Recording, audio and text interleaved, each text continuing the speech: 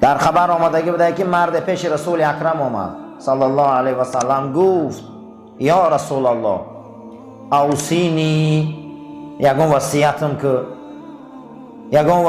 که داخل جنت شوم. حضرت گفت ایمان وصیت طلب میکنی؟ گفت بله. گفت یک چی میگم تا هر کاری را که پیش میگیری عاقبت چه فکر کن. همه عاقبت نماز گنده یا خوب؟ عاقبت جمعه چی؟ عاقبت روزه چی؟ اما عاقبت دزدی؟ هر کار آخر چه فکر کنی؟ گفته آخر وصیتم که یک کاری را که جنت روم حضرت گفت همینه میخوای؟ بله. گفت هر کاری را سر میکنی اول آخر چه فکر کن بچم. هر کاری را که فکر سر میکنی آخرش فکر کن. و این کان رشدا، اگر کاری خوبه سخت قبشه، اگر کاری بده تیز ایوای گریز که جهنم میبرده. چخه نمیدونی دوزی حرامه؟ چخه نمیدونی نشه جلابی حرامه؟ چخه نمیدونی؟ چخه نمیدونی؟ میدونی که عاقبتش محبس ایکو، میدونی که عاقبتش لعنتی بدن. چخه همشه میدونیم، هممون میدونیم حرام چیه، هممون میدونیم حلال چیه. امروز خیلی مردم دانا شدگی. او زمانهای پیش همون سادگی بود که بیچاره مردم کم میدونیستن معلوماتو، لیکن عملاشون زیاد بود، تقواشون خوب بود. هم یک 4 کتاب و یک فرض عین قدر خیلی در رمکه میدار اومدن. از الحمدلله مردم صحیح بخاری میخونن. از مردم عادی 10 زبان قدر صحیح بخاری میخونن، 10 زبان قدر فقه را میخونن. از اندک آدم همی خطای کریلیدار خیلی سواد دارن، اما جوهر تقوا نیست. چیزی را میفهمی که همون ضرر ایفته همون دور گریست.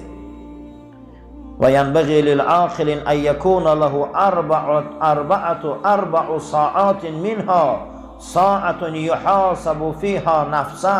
امام غزالی گفته که ای مردم برای شما 4 ساعت هست که در اون نفساتون حساب کنه. گفته یکم چیه؟ و توبوا الی الله جمیعا، توبه کنه. یکم حساب چی بده؟ توبه. این ماه توبه های. یکم حساب توبه بده است. کی ایده دنیا بگناه؟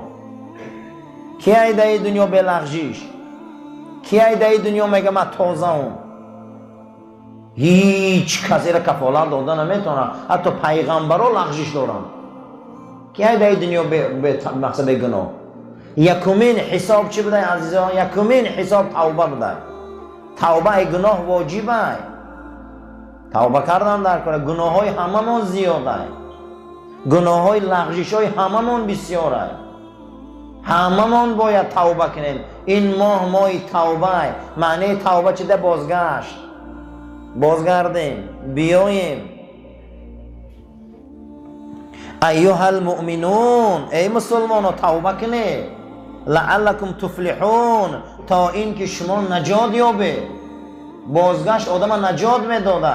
حتی که در اینجا با یکی از علمای معاصر ما که زنده نوشته گفته برای چه دروازه‌بان فوتبال چقدر توپ احتیاط میکنه میگردونه.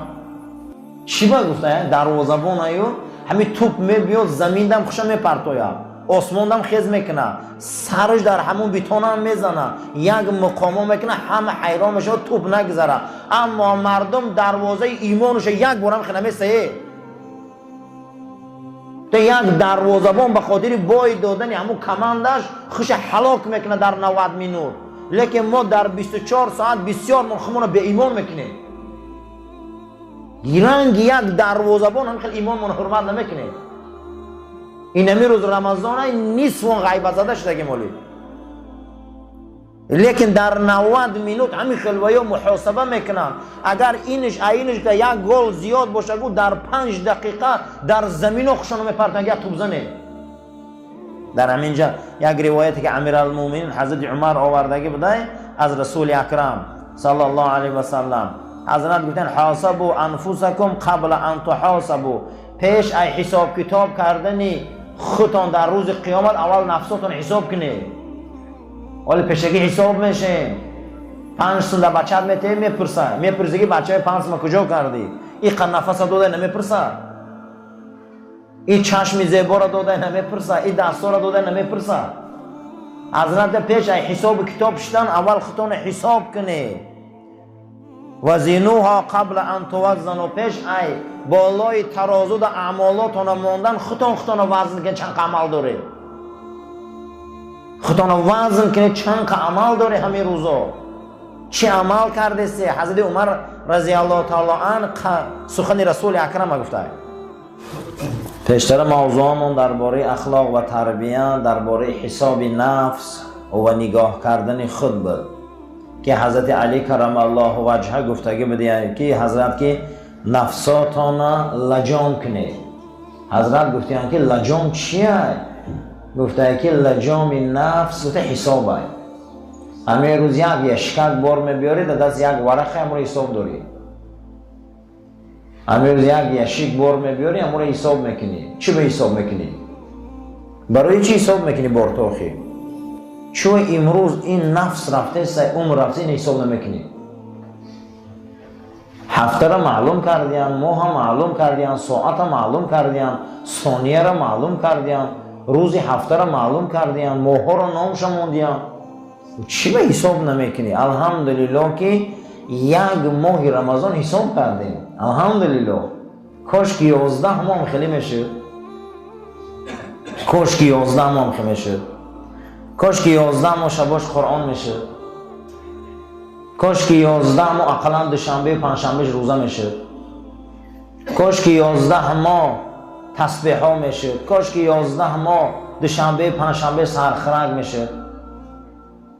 قسم به خدا زمان صحابه تکرار میشه. زمان صحابه تکرار میشه. از هم بزرگترین جهاد این جهاد نفس است.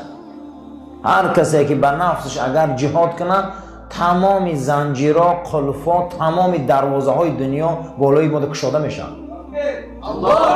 برای همین انسان باید فکر کنه که نفسش اول اداره کنه.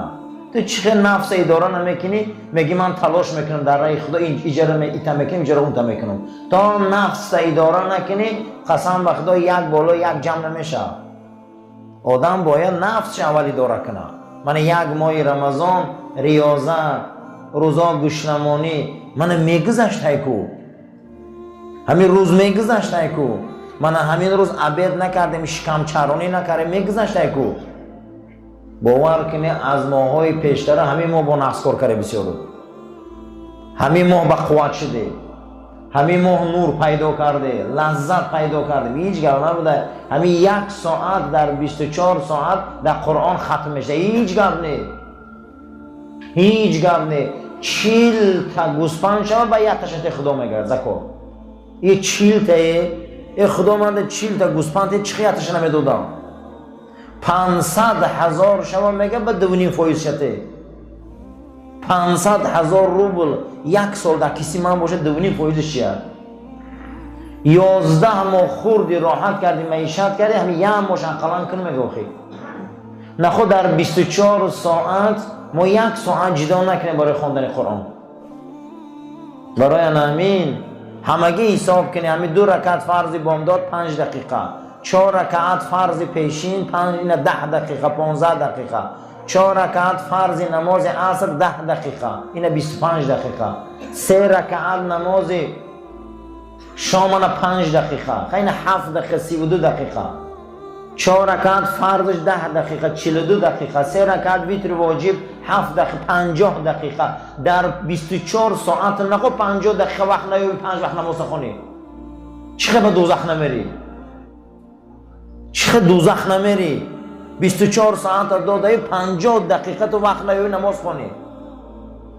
نخود 50 دقیقه اقلا فرض نخونی. چقدر دوزخ نمیری؟ البته دوزخ میری. برای چی؟ این قرارداد میخوری یک بار فکر نمیکنی 50 دقیقه تو وقت نداری. یعنی محاسبه میگم. نخواه یه هفته خری دوشنبه وقت نیوی روزه گیری. آخه همین محاسبه میگم. یک بار خمونم باید حساب کنید. حضرت علی کرم الله وجهه گفته است که حساب کنید نفساتان، لجام کنید نفساتان. گفته لجام نفس چیه حضرت؟ گفته لجام نفس حساب کنید. بعد از حضرت گفته که جا بجا کنید نفساتان. هر یک چیز در جای خودش مانه. نفساتان جا بجا کنید. گفتای جابجا کردن نفس چیه؟ گفتای چیزی که او میخواه مبارزه بره. این همین حوزی میخواه که آخری حوزی میفوره که کامپیر در قشاقت باشه رمضان در مبارزه میبری قدش کو. من کی در نمیفوره کامپیرش همین روزا در قشاقش باشه در رمضان همه در میفوره لیکن مبارزه برده میتونی کو. کی در نمیفوره همین روز شوربای گرم در عبید کی در نمیفوره مبارزه برده میتونی کو. انا میخوام مبارزه بر نور میوم